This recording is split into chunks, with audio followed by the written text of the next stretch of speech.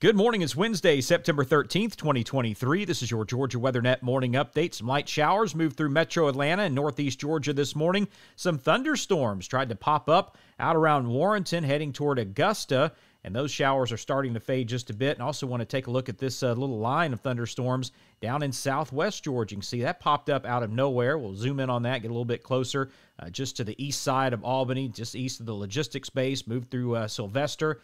And then that's starting to fade as it moves through Tifton. So this tells us that the atmosphere is charged up, ready for some showers and thunderstorms as we move through the day today. I think we stay fairly quiet through the mid-morning hours, and then things start to pop back up again later on this afternoon through the heat of the day. No surprises there, but just know when we see those showers kind of pop up and disappear, it's kind of a loaded gun sort of situation. We know that the atmosphere is ready to go. It just needs a little bit more lift and a little bit more instability, and we'll get that as we move through the day today.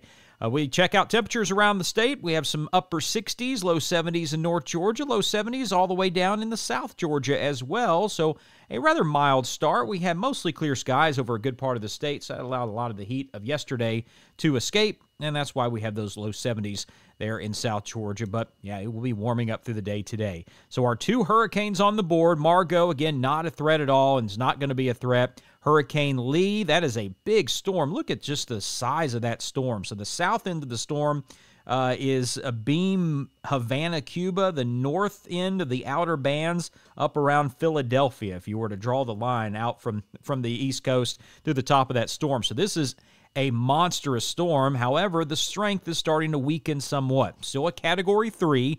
That's a major hurricane, 115-mile-an-hour sustained winds, but Lee's continuing to make that turn toward the right and will eventually be heading due north by tomorrow afternoon, it looks like, and just skirting just past Bermuda. Because the storm's so big, they do have that tropical storm warning for the island of Bermuda, but Lee is not going to be any impact on us whatsoever. Let's take a look at our modeling this morning. See those showers up in North Georgia. They continue to push east and fade at the same time. And then we kind of get into that quiet period, late morning, early afternoon hours. And then in the mid-afternoon hours, those thunderstorms start to fire back up again. It looks like mainly south of I-20 and then stretching up into Augusta. And we can see they continue to multiply as we move into the afternoon hours. And then as we head into the evening hours, still looking at those showers and thunderstorms. Could see a few go strong to severe along the Georgia coastline. We do have a level 1 out of 5 severe weather risk for Savannah, Darien, Brunswick, and right up to Statesboro.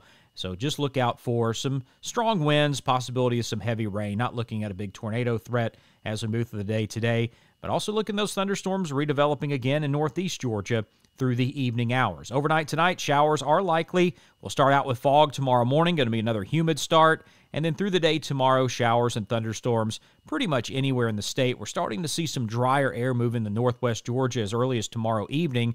So up in Rome and Trenton, Dalton could be experiencing a little bit more pleasant humidity anyway by tomorrow evening. That dry air continues to push south as we move through Friday, so North Georgia looks pretty good. Should be mostly sunny, lower humidity, still going to hang on to the humidity and the rain for South Georgia.